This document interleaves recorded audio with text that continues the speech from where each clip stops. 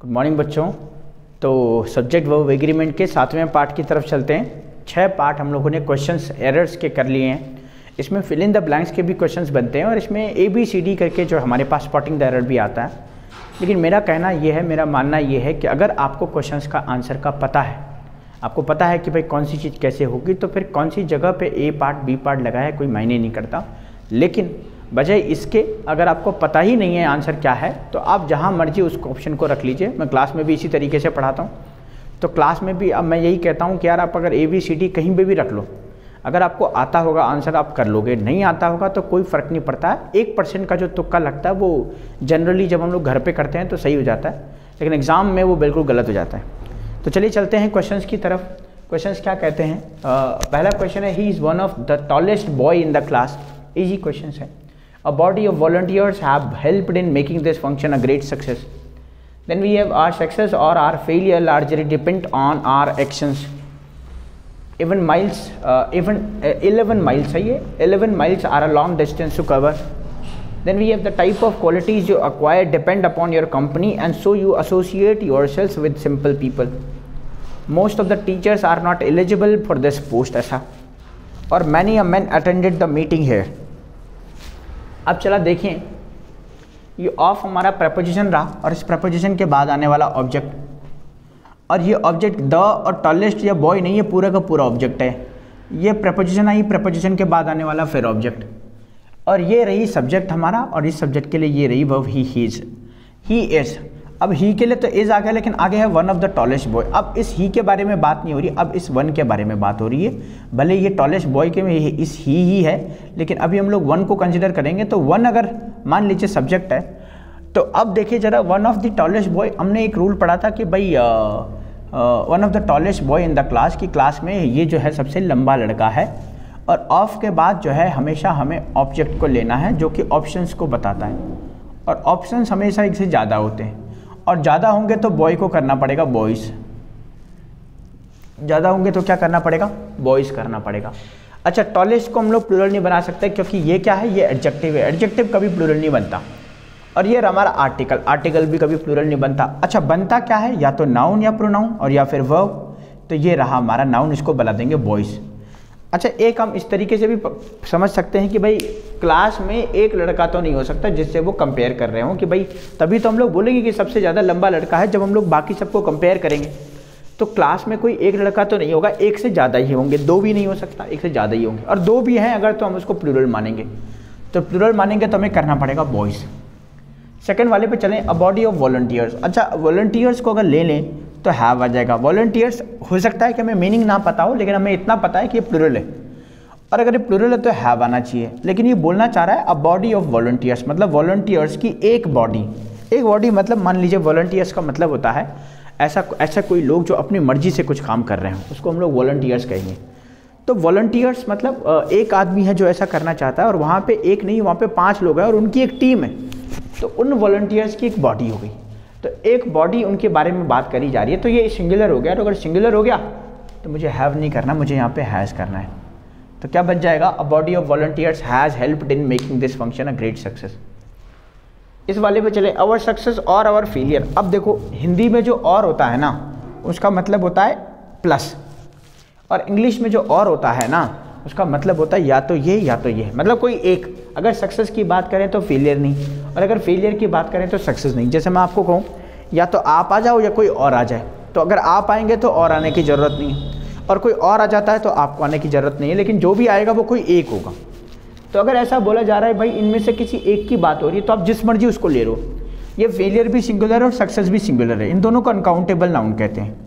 और अगर ये दोनों सिंगुलर है ना, और किसी एक की बात हो रही है, तो जिसको मर्जी ले लो, इसको ले लो चाहे इसको ले लो। अच्छा, जिसको भी लेते हो ये सिंगुलर होगा, और अगर सिंगुलर होगा तो ये रहा हमारे पास डिपेंड। ये डिपेंड है। अब डिपेंड हमारी वर्ब है, और वर्ब को एस और एस लगाना पड़ेगा, तो तब जा करके वो सिंगुलर बनेगी। हो सकता है यहाँ पे एक्शंस भी आया है, आप इसको भी सिंगुलर कर सकते हो, लेकिन ये नाउन है। नाउन के साथ एस और एस लगा करके ये प्लूरल बनता है, और वर्ब के साथ एस और एस लगा करके ये सिंगुलर बनता है। तो अलग अलग चीज़ें हैं, कई सारी चीज़ें हैं, तो हमें थोड़ा सा समझनी है। इतने पिछले बहुत सारे पार्ट में मैं यही सब डिस्कस कर रहा हूँ। फोर्थ वाला क्वेश्चन कहता है 11 miles are a long distance to cover. अब देखिए, अब माइल्स की बात करें तो ये 11 है, एक से ज़्यादा प्लूरल तो आर होना चाहिए, लेकिन certain distance, weight, amount of money और टाइम, ये सब जो है सिंगुलर कंसिडर किए जाते हैं अगर इनके बाद प्लूरल नाउन आए तो ये क्या हो जाएगा, 11 miles is a long distance to cover. Next कहता है the type of qualities you acquire. अब देखना इसमें एक सब्जेक्ट तो ये हो गया द टाइप ऑफ क्वालिटीज, और एक सब्जेक्ट हो गया यू। तो यू के लिए जो वर्ब है वो एक्वायर है। भाई एक्वायर किसने किया, टाइप ऑफ क्वालिटी ने नहीं, ये एक्वायर किया इस यू ने। तो यू हमारा, यू के लिए वर्ब हो गई एक्वायर। अब इस टाइप ऑफ क्वालिटी के लिए क्या है, अच्छा क्वालिटी सब्जेक्ट है कि टाइप है, ऑफ के बाद ऑब्जेक्ट आएगा तो वर्ब सब्जेक्ट के अकॉर्डिंग आएगी, ऑब्जेक्ट के अकॉर्डिंग नहीं आएगी।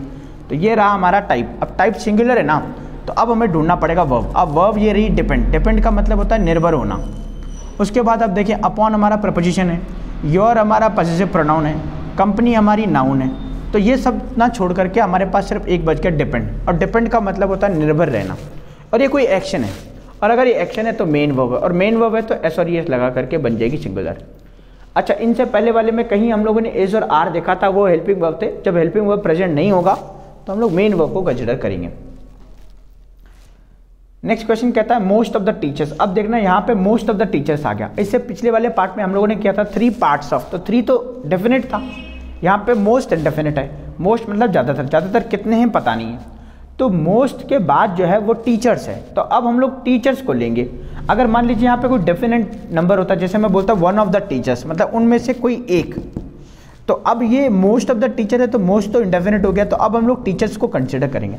और अगर टीचर्स को कंसिडर करेंगे तो ये प्लूरल है, प्लूरल के हिसाब से जो वर्ब आ जाएगी वो आर। तो ये सेंटेंस बिल्कुल करेक्ट है, most of the teachers are not eligible for this post. और लास्ट वाला सेंटेंस हमारा बच गया मैनी अ मैन। मैंने आपको कहा है मैनी के बाद हमेशा जो है प्लूरल नाउन आता है, और ये प्लूरल नाउन आया भी है, लेकिन एक कंडीशन है जो ए और एन की। अगर मैनी के बाद ए और एन आ जाए, मीनिंग तो वैसे ही रहेगा, लेकिन नाउन भी सिंगुलर और वर्ब भी सिंगुलर। अच्छा वर्ब इसमें क्या है, क्या वर्ब हेयर है, क्या वर्ब मीटिंग है, क्या वर्ब द है। अब ये तो आर्टिकल है जी, ये मीटिंग हमारा जीरंड है, जिसे हम लोग फोर्थ फॉर्म भी बोलते हैं। ये हेयर, ये टाइम ऑफ एडवर्ब कहें या प्लेस ऑफ एडवर्ब इसे कहेंगे। अब हमारा ईडी वाला वर्ड हमारा मेन वर्ब होता है। अब मेन वर्ब कभी भी सेकंड और थर्ड फॉर्म में आए तो इसको चेंज नहीं करते।